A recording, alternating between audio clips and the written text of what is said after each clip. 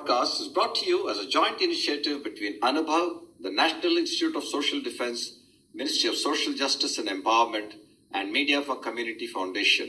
Producers, Kovai Vani, Kovai Care Retirement Communities. If you are a senior citizen and need help, contact our Elder Helpline 14567 between 8 a.m. and 8 p.m. We promise to help you lead a better life. I repeat, 14567 between 8 a.m. and 8 p.m.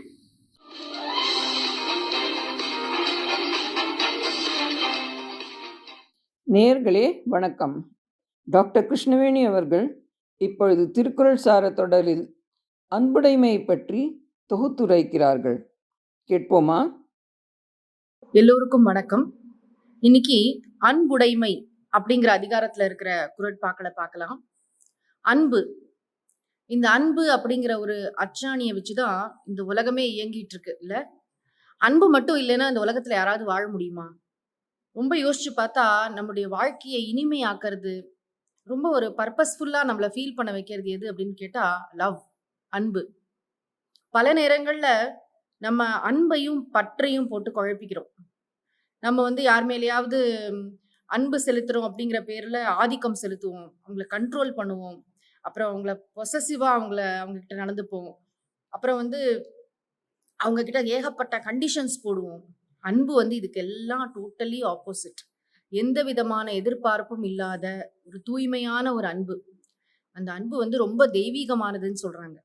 அந்த அன்பு நம்ம கிட்ட இருக்கணும். ஒரு முக்கியமான ஒரு பேசிக் quality. நம்ம ஒரு ஹியூமன் பீயிங் அப்படின்னு சொல்லணும்னா நம்ம கிட்ட கண்டிப்பா இருக்க வேண்டிய ஒரு குணம் என்ன அப்படின்னு கேட்டா அன்பு, உடைமை. திருவள்ளுவரனால தான் அந்த உடைமை, இதை பொசஸ் பண்ணுங்க, இதுதான் உங்க வெல்த், அன்போட இருங்க அப்படின்னு சொல்றாரு.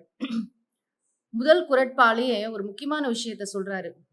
என்னன்னு பார்த்தா, நம்ம எல்லாரும் சொல்றோம் எனக்கு மனசுல நிறைய அன்பு இருக்கு, அதுக்கு என்ன இப்போ நான் எல்லா நேரமும் அதை வெளியில காட்டணும்னு அவசியம் இல்லை. அப்படி இல்லைங்க. அன்பை வெளிப்படுத்தி தான் ஆகணும். அப்ஸ்ட்ராக்ட் லவ் வச்சுட்டு ஒன்றும் செய்ய முடியாது. Expressed love.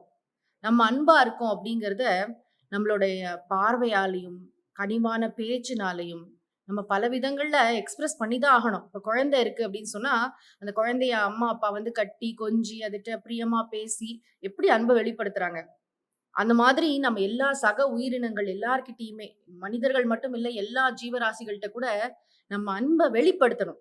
யாராவது ஒருத்தங்களை பார்க்கும்பொழுது அவங்கள்ட்ட இனிமையா பேசுறது, நல்ல வார்த்தைகளை சொல்றது, ஒரு வாழ்க்கையில ரொம்ப கஷ்டத்துல இருக்கிற ஒருத்தவங்களுக்கு டக்குன்னு ஒரு உற்சாகம் ஊட்டுற மாதிரி பேசுறது, அவங்களுக்காக பிரார்த்தனை பண்றேன்னு சொல்லி உண்மையா பிரார்த்தனை பண்றது, இந்த மாதிரி விஷயங்கள்லாம் அன்போட வெளிப்பாடு தானே. அவங்களுக்காக உதவுறது, அவங்களுக்கு ஒரு தைரியம் ஊட்டுறது, இதெல்லாம் கூட அன்போட வெளிப்பாடு தான். முதல் குறள், அன்பிற்கும் உண்டோ அடைக்குந்தாள் ஆர்வலர் புன்கண்ணீர் பூசல் தரும். அன்பை யாராவது மறைச்சு வைக்க முடியுமா? அது தாப்பால் போட்டு எங்கேயாவது உள்ள அடக்கி வைக்க முடியுமா? நான் முடியாது அப்படிங்கிறாரு திருவள்ளுவர். ஆர்வலர், அதாவது நமக்கு ரொம்ப ஒரு பிரியமான ஒரு ஃப்ரெண்டு, யாரோ ஒருத்தங்க ரொம்ப வருஷமா நம்ம மீட்டே பண்ணல, திடீர்னு ஒரு நாளைக்கு அவங்கள பாக்குறோம் அப்படின்னா கண்லேருந்து கடகடன்னு கண்ணீர் வரும் இல்லைங்களா? அந்த கண்ணீரை யாராலையா ஸ்டாப் பண்ண முடியுமா? நம்ம இமோஷன்ஸ் எல்லாம் மறைக்கிறதுக்கு ட்ரை பண்ணுவோம் இல்லையா? அப்ப அந்த கண்ணீர் தான் நம்மளோட அன்பை வெளிப்படுத்துறது. என்ன அழகா சொல்றாரு பாருங்க திருவள்ளுவர். அன்பு நம்ம வேண்டான்னு நினைச்சாலும் அது வெளிப்படும். அன்புடைய தன்மை அத்தகையது. அன்பை பூட்டி வைக்க முடியாது, அன்பை வெளிப்படுத்தணும் அப்படின்னு சொல்றாரு. அடுத்த குறள், அன்பிலார் எல்லாம் தமக்குரியர் அன்புடையார் என்பும் உரியர் பிறர்க்கு. அன்பிலார் எல்லாம் தமக்குரியர். அன்பே இல்லாதவங்க என்ன பண்ணுவாங்க? ரொம்ப செல்ஃப் சென்டர்டா, ரொம்ப நேரோ மைண்டடா, தன்னுடைய வீடு, தன்னுடைய மனிதர்கள், தான் எல்லாமே தங்களை சுத்தி தான் இருக்கும். பாத்தீங்கன்னா ஒண்ணு அவங்களுடைய குளோரியா இருக்கும், அவங்களுடைய வாழ்க்கை வசதிகள், அவங்கள பத்தினே யோசிச்சுட்டு இருப்பாங்க. ஆனா அன்பு உள்ளவங்க எப்பயும் மற்றவர்களை பத்தி யோசிப்பாங்க. மற்றவர்களுக்கு நம்மளால என்ன செய்யலாம், மற்றவர்களை எப்படி நம்ம உயர்த்தலாம், மற்றவர்களுக்கு என்ன நல்லது பண்ணலாம், என்ன உதவலாம் அப்படின்னு யோசிச்சுட்டே இருப்பாங்க. தன்னோட எலும்பை கூட கொடுத்துருவாங்களாம் அப்படின்னு சொல்லி ஒரு புராணத்துல ஒரு கதை கூட இருக்கு. ஒரு முனிவர் ஒரு யாகத்துக்காக தன்னுடைய எலும்பை கூட கொடுத்தார் அப்படின்னு சொல்லுவாங்க. அதாவது நிறைய அந்த செல்ஃப்லெஸ் பீப்புளை பார்க்கும்போது எப்படி அவங்களால அப்படி இருக்க முடியுது? எந்த ஒரு எதிர்பார்ப்பும் இல்லாம, கொஞ்சம் கூட சுயநலம் இல்லாம, ரொம்ப ஆசையா ஓடி சில பேர் உதவுற கேரக்டர்ஸ் நம்ம பார்த்திருப்போம் லைஃப்ல. எப்படி அவங்களால அப்படி இருக்க முடியுது? இவங்களுக்கு இதனால எந்த பலனும் இல்லை, ஆனாலும் அவங்க உதவுறாங்க, அன்பு செலுத்துறாங்க. எந்த விதமான காரணமும் இல்லாம பிரியமா இருக்காங்களே அப்படின்னு நினைக்கிறோம்ல. அப்படிப்பட்டவங்க என்னைக்குமே அன்பா இருக்கிறவங்க அவங்க மற்றவர்களுடையவர்கள்.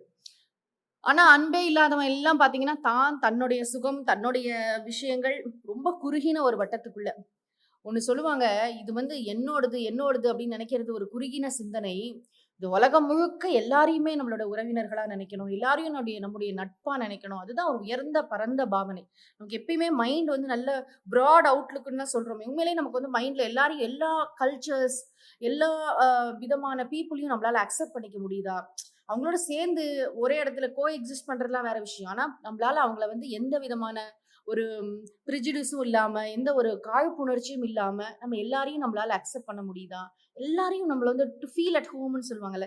பல பேர் வந்து ரொம்ப கம்ஃபர்டபுளா வச்சுப்பாங்க. அவங்க வீட்டுக்கு போனாலே வந்து, ஐயோ! மறுபடியும் எப்ப போவோம் அவங்க வீட்டுக்கு அப்படின்னு நெனைக்கிற மாதிரி நம்மள ஃபீல் பண்ண வைப்பாங்கல்ல. அந்த மாதிரி அன்புடையார் என்பும் உரியர் பிறர்க்கு. அவங்க என்னைக்குமே மத்தவங்களுக்கு உரியவர்களாம். அப்படியே தன்னையே மத்தவங்களுக்கு உரிமையாக்கி விடுவாங்க அப்படிங்கிறாரு திருவள்ளுவர். 3வது குறள்ல சொல்றாரு, "அன்போடு இயைந்த வழக்கென்ப ஆருயிர்க்கு என்போடு இயைந்த தொடர்பு." ஆருயிர், நம்ம உயிர் இருக்கே, இந்த உயிருக்கும் உடம்புக்கும் ஒரு தொடர்பு இருக்கு. இது ரொம்ப சொல்றாரு திருவள்ளுவர். நம்ம இந்த உடம்புக்குள்ள இருக்கோம். நம்ம ஒரு உயிர். இந்த உடம்புக்குள்ள இருக்கோம். இந்த உடம்பும் உயிரும் சேர்ந்து இருக்குல்ல. எதுக்காக சேர்ந்திருக்கு அப்படின்னா, அன்போடு இயைந்த வழக்கென்ப. இந்த உலகத்துல அன்போட பொருந்தி வாழணும்ப்பா. அன்பா இருக்கணும். பிரியமா இருக்கணும். அந்த அன்பா வாழறது தான் இந்த வாழ்க்கையோட பயன். இந்த உடம்புல வந்து உயிர் இருக்கறதுக்கு ரீசன் என்ன தெரியுமா? அதோடைய பர்ப்பஸ் என்ன தெரியுமா? நம்ம அன்பா இருக்கிறது. இல்லாட்டி நம்ம கோமா ஸ்டேஜ்ல ஹாஸ்பிட்டல்ல படுத்துட்டு இருக்கலாம். கடுன்னு இருக்கிறதுக்கு, ஒரு இயந்திரம் மாரி இருக்கிறதுக்கு. நெறைய பேர் இப்ப வந்து சிரிக்க மறந்தாச்சு, பேச மறந்தாச்சு.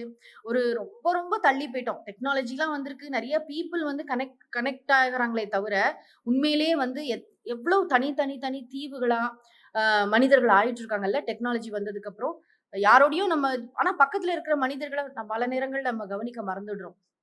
எங்கேயோ இருக்கிறவங்களோட பேசுவோம், பழகுவோம், எல்லாம் பண்ணிட்டு இருப்போம். ஆனா நமக்கு முகம் தெரியாத எத்தனையோ பேரோட நம்ம நட்புல இருப்போம். ஆனா நம்ம பக்கத்துல இருக்கிற நம்ம உற்றார், சுற்றம், உறவினர்கள், நம்ம வீட்லயே இருக்கிறவங்க இவங்கலாம் சாப்பிட்டாங்களா? என்ன பண்ணிட்டு இருக்காங்க?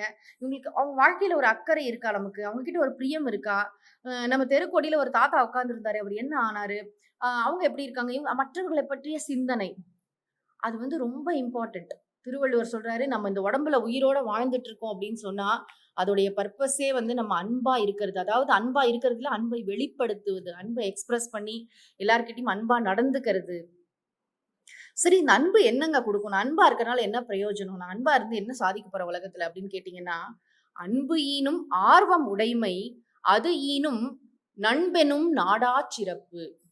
அன்பா இருந்தோம்னு வச்சுக்கோங்களேன், நம்ம ஒரு மீட்டிங்க்கே எங்கேயோ ஒரு இடத்துக்கு போறோம், நல்லா பேசுறோம், எல்லார்கிட்டயும் பிரியமா, கனிவா, எல்லாரையும் வந்து அவங்க கண்ண பார்த்து ரொம்ப ரெஸ்பெக்ட்ஃபுல்லா பேசணும் அப்படின்னு சொன்னா, அது நம்ம மேல அவங்களுக்கு ஒரு இன்ட்ரெஸ்ட் குடுக்கும். ஆர்வம் உடைமை. அவங்க நம்மள ஒரு வாட்டி பார்த்தா சில பேர நம்மளால மறக்கவே முடியாதுல்ல. திரும்பி அவங்கள எப்ப பார்ப்போம்? அவங்க நம்பர் என்னது? அவங்க மெயில் ஐடி என்னதுன்னு யோசிப்போம். ஒரு சில பேர நம்ம லைஃப்ல நம்மளால திரும்பி வந்து அவங்கள ஒரு வாட்டி பார்த்ததோட நம்மளால நிறுத்த முடியாது. ஆர்வம் உடைமை. அவங்கள பத்தின ஒரு இன்ட்ரெஸ்ட். இப்ப நம்ம ரொம்ப அன்பா நடந்துக்கிட்டோம். ரொம்ப உண்மையா, அன்பா கூட போலித்தனமா இல்ல. உண்மையாவே நம்ம மனசுல வந்து மற்றவங்களுடைய வெல் விஷரா நம்ம இருந்தோம்.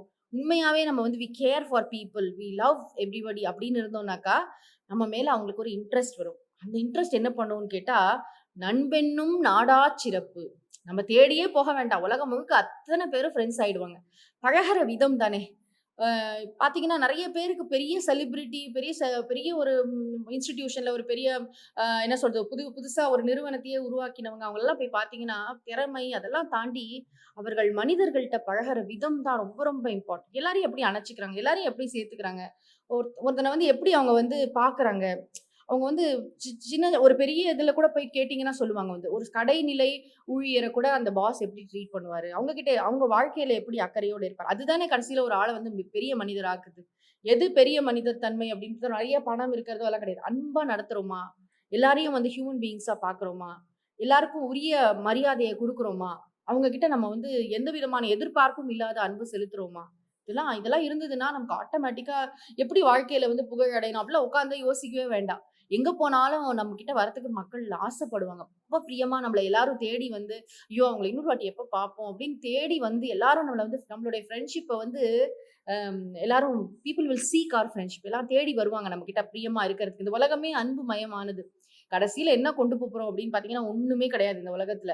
நம்ம போகும்போது நம்ம போட்டுக்கிற ட்ரெஸ் கூட நம்ம எடுத்துட்டு போவோம்னு சொல்ல முடியாது. ஆனா மனது நிறைய நம்ம மற்றவர்களை வந்து we can touch lives by expressing our love. Thiruvalluvar அதனால தான் சொல்றாரு, அன்புற்று அமர்ந்த வழக்கென்ப வையகத்து இன்புற்றார் எய்தும் சிறப்பு. இந்த உலகத்துல பல பேர் இன்பமா இருக்கிறத பார்க்க ரொம்ப ஹாப்பியா இருக்கான்ல அப்படின்னு பல பேரை பாக்குறோம்.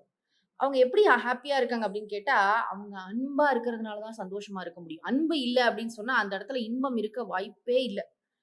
அன்போட இருந்தாதான் அந்த வாழ்க்கை வந்து இன்பமுடையதா இருக்கும். நீங்க எவ்வளவு பணம் வேணா வச்சிருக்கலாம், எவ்வளவு பெரிய படிப்பு வேணா படிச்சிருக்கலாம், உலகத்திலேயே பெரிய புகழ் உங்களுக்கு இருக்கலாம், எல்லாமே இருந்தும் உங்க வாழ்க்கையில அன்பு அப்படிங்கிற ஒரு விஷயம் இல்லை அப்படின்னு சொன்னா அந்த வாழ்க்கை வேஸ்ட் தான். இப்போ வந்து நம்ம எதை வேணாலும் பணம் கொடுத்து வாங்கலாம். ஒருத்தவங்களை கூப்பிட்டு என்ன வேணாலும் நீங்க வந்து இந்த உலகத்துல வந்து இப்ப எல்லாமே கிடைக்குது ஃபார் சேல். யாரும் வீட்டுல சமைக்கணும்னு கூட அவசியம் இல்லை. சாப்பாடுல இருந்து எனி விதமான கேர் வந்து you pay for it, you get it. ஆனா அன்பு அப்படிங்கிற ஒரு விஷயத்த பணம் கொடுத்து வாங்கவே முடியாது. நான் உனக்கு 100 rupees தரேன், நீங்கிட்ட கொஞ்ச நேரம் அன்பா இரு அப்படின்னு நம்ம சொல்ல முடியவே முடியாது. அந்த அன்பு அப்படிங்கிறது ரொம்ப இயல்பா வரவே, நம்ம நிறைய பேர்கிட்ட அந்த மாதிரி அன்பு செலுத்தி இருந்தாதான் நம்ம கிட்ட எல்லாரும் அப்படி அன்பா இருப்பாங்க. அன்பா இருக்கிறவனாலதான் இன்பமா இருக்க முடியும். அதனால இன்பமா இருக்கிறவனை பார்த்து நம்ம என்ன தெரிஞ்சுக்கணும்னா, நம்ம வந்து அன்பா இருக்கிறதோட முக்கியத்துவத்தை நம்ம முதல்ல புரிஞ்சுக்கணும். வணக்கம். மிக்க நன்றி டாக்டர் கிருஷ்ணவேணி. மிகவும் அற்புதமாக தெள்ளத் தெளிவாக உங்கள் கருத்துக்களை வழங்கி இருக்கிறீர்கள். நம் நேயர்கள் இந்த நிகழ்ச்சியை விரும்பி இருப்பார்கள் என்ற நம்பிக்கையுடன் கோவை வாணியின் சார்பாக உங்களிடமிருந்து விடை பெறுவது ரேவதி பாஸ்கர். இந்த வலையொலி அனுபவ், தேசிய சமூக பாதுகாப்பு நிறுவனம், சமூக நீதி மற்றும் அதிகாரமளித்தல் அமைச்சகம் மற்றும் மீடியா ஃபார் கம்யூனிட்டி ஃபவுண்டேஷன் இவர்களின் கூட்டு முயற்சியாக உங்களிடம் கொண்டு வரப்பட்டது. திட்ட ஒருங்கிணைப்பாளர்கள் டாக்டர் ஆர் ஸ்ரீதர் மற்றும் ஆலோக் வர்மா அவர்கள். வானொலி ஒருங்கிணைப்பாளர்கள் பூஜா முராடா, கௌசல்யா மற்றும் சாய் சுதா அவர்கள். தயாரிப்பாளர்கள் Kovai Vani, Kovai care retirement communities. நீங்கள் ஒரு மூத்த குடிமகனாக இருந்து உதவி தேவைப்பட்டால் எங்கள் எல்டர்லைன் ஹெல்ப் லைனை தொலைபேசி எண் 145667 இல் தொடர்பு கொள்ளவும். காலை 8 மணி முதல் இரவு 8 மணி வரை. ஒரு சிறந்த வாழ்க்கையை வாழ உங்களுக்கு உதவி செய்ய நாங்கள் உறுதி அளிக்கிறோம். மறுபடியும் கேளுங்கள். தொலைபேசி எண் 145667 காலை 8 மணி முதல் இரவு 8 மணி வரை. That's all for today, folks. Be safe. Fight COVID with 2 vaccinations. Wear a mask when you go out. Keep safe distance. Observe proper hygiene. We must win. We will win. Thank you.